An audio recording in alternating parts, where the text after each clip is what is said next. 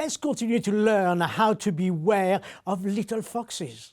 Solomon tells us, catch us the foxes, the little foxes that spoil the vine, for our vine have tender grapes.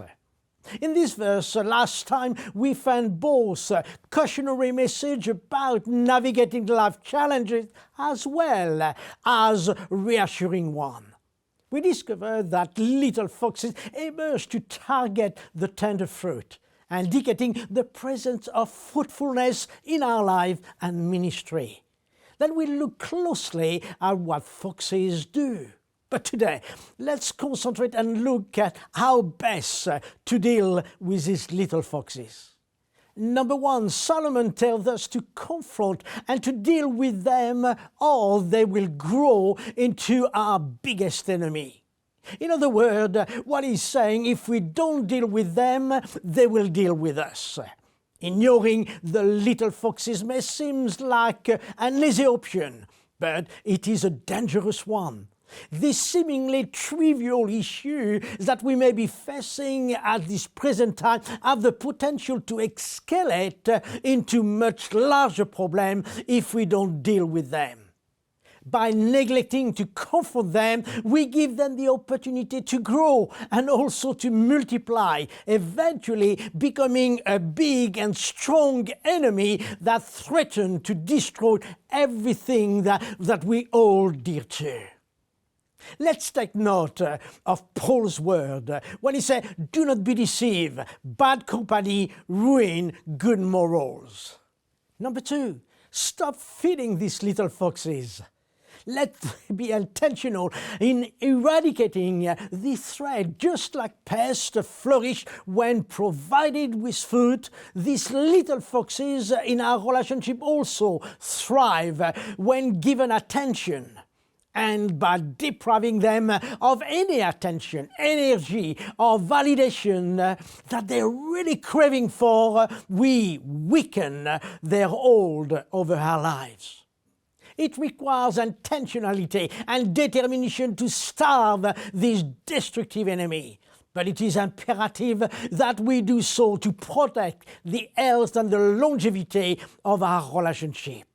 So Paul tells us to put to death, therefore, these earthly things within us: sexual immorality, impurity, passion, evil desire, and covetousness, which is idolatry. Number three, preserve unity. Do not allow toxic behavior or attitude to take root. Unity is the lifeblood of any relationship, but it is also fragile and easily disrupted by toxic behavior or attitude.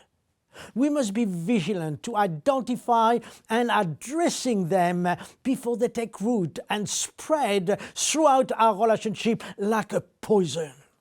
By maintaining clear boundary and holding ourselves and others accountable for our action, we can create an environment where love and unity flourishes. Paul re-emphasizes in Ephesians chapter 4 and verse 3, make every effort to keep the unity of the Spirit through the bond of peace. These few thoughts on these little foxes have no intention in any way to stop constructive feedback, both positive and negative. But let's make sure that we take proactive measure to safeguard our relationship within our personal and professional life so that we may protect the spirit of unity. In the face of this threat, we cannot afford to be passive. We must take proactive measurement to safeguard our relationship, whether through open communication, setting healthy boundary, or seeking professional support when needed. By staying vigilant and united against the forces that seek to divide us, we can ensure that our love for one another remains strong and resilient, standing firm against whatever challenges may come our way.